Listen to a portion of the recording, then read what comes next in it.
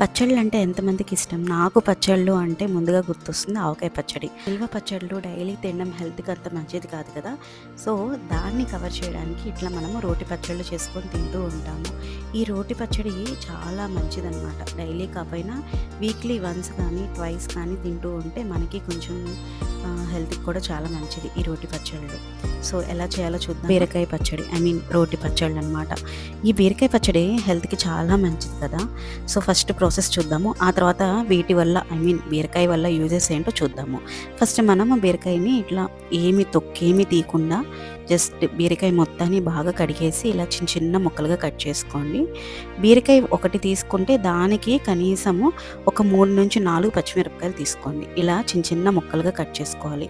పోపు వేసుకున్నాం కదా, ఆ పోపులో ఈ బీరకాయ కూడా వేసేసి బాగా ఫ్రై చేయాలి. వాటర్ అసలు ఏమీ వేయొద్దు, జస్ట్ ఊరికే ఇట్లా ఫ్రై చేసేసేయండి. ఈ బీరకాయలో మనకి విటమిన్ ఏ, బి, సి ఉంటుంది.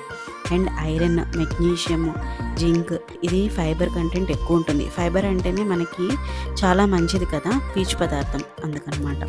అండ్ ఇది వచ్చేసరికి మనకి అరుగుదలకు కూడా చాలా మంచిది. తర్వాత బీపీ ఉన్న వాళ్ళకి కానీ, షుగర్ ఉన్న వాళ్ళకి కానీ చాలా మంచిది. అండ్ ఇమ్యూనిటీ సిస్టమ్ లోగా ఉన్న వాళ్ళకి కూడా ఇది చాలా మంచిది. ఇది ఇట్లా బాగా ఫ్రై అయిపోతుంది. వాటర్ ఏమీ లేకుండానే ఇలా మనం ఫ్రై చేసేసుకొని ఆ తర్వాత ఇట్లా మిక్సీలో వేసుకొని పూర్తిగా మెత్తగా చేయొద్దు, కొంచెం పచ్చగా పట్టుకోవాలి. దీంట్లో వచ్చేసరికి నేను కొంచెం చింతపండు కూడా వేసాను. ఆ తర్వాత సాల్ట్ కూడా వేసేసి మనకి తగినంత సాల్ట్ వేసేసుకున్న తర్వాత బాగా మెత్తగా పట్టేస్తే అది చాలా గుజ్జుగా అన్నంలో కలుపుకుంటే పెద్ద టేస్ట్ అనిపించదు.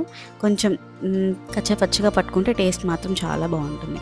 ఆ తర్వాత ఇక్కడ వచ్చేసరికి గార్లిక్, వెల్లుల్లి రెబ్బలు తీసుకొని అది కూడా వేసేసి లైట్గా మిక్సీ పట్టేసాను, అంతే. నేను ఆల్రెడీ ఫస్ట్ పోపు వేసాను కదా, ఆ పోపు బీరకాయ వరకు తీసేసి మిక్సీ పట్టాం కదా ఇప్పుడు.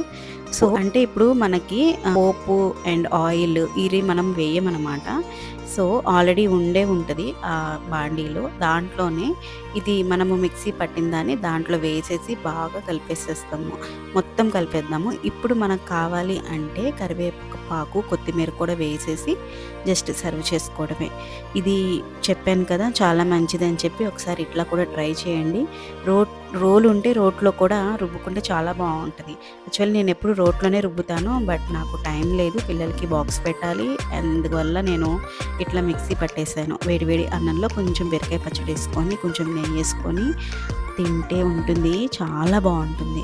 సో ఒకసారి ఇట్లా ట్రై చేసి చూడండి. మీకు కనుక నా వ్లాగ్స్ కానీ, కుకింగ్ వీడియోస్ కానీ, టిప్స్ కానీ నచ్చితే తప్పకుండా సబ్స్క్రైబ్ చేసుకోండి, ఓకేనా? So please do subscribe. Bye, thank you.